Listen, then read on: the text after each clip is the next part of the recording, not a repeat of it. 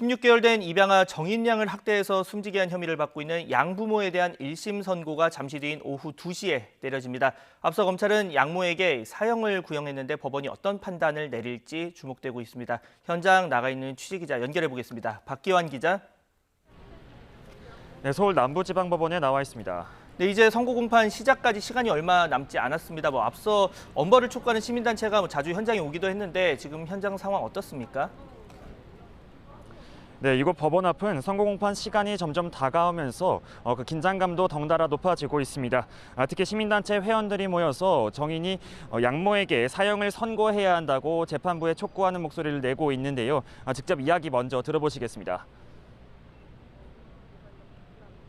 당연히 양모는 사형에 처해져야 되고요.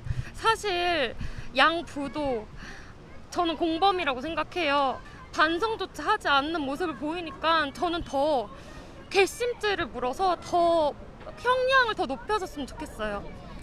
정인이 사건이 정말 제대로 선고가 되면 다른 학대 사건들도 다 이렇게 좀 형량이 더 늘어나지 않을까 싶어요. 주최 측은 오늘 250명 정도가 것이라고 밝혔는데요. 경찰도 혹시 모를 상황에 대비해 인력 400여 명을 현장에 배치했습니다. 숨진 정인양의 양부모에 대한 1심 선고 공판은 오늘 오후 2시부터 이곳 서울 남부지법에서 열립니다. 지난해 10월 정인양이 숨진 뒤 꼬박 7달 만인데요. 양모 장 씨는 지난해 6월부터 10월까지 입양한 딸 정인이를 상습 폭행하고 사망 당일엔 복부에 강한 충격을 가해 숨지게 한 혐의로 구속 기소됐습니다. 양아버지 안 씨도 아내 장 씨의 학대 사실을 알고도 별다른 조처를 하지 않고 방임한 혐의 등으로 함께 재판에 넘겨졌습니다. 특히 검찰은 장 씨가 정인이가 숨질 수도 있다는 걸 알고도 폭행했다고 보고 살인죄를 적용했는데요.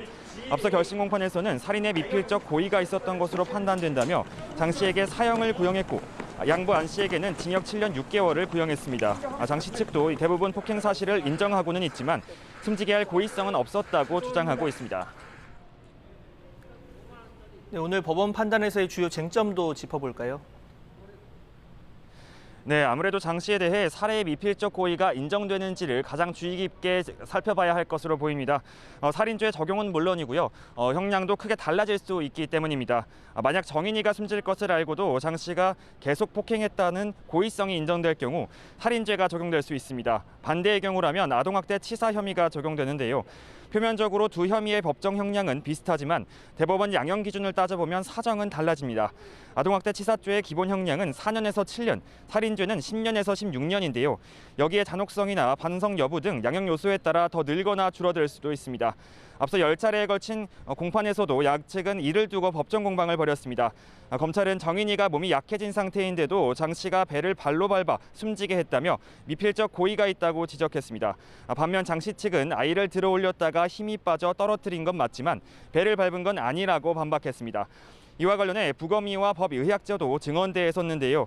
떨어뜨리는 정도로 생길 수 없는 장기 손상이라며 아이의 몸을 고정하고 선체로 밟았을 가능성이 크다고 말해 국민들의 공분을 사기도 했습니다.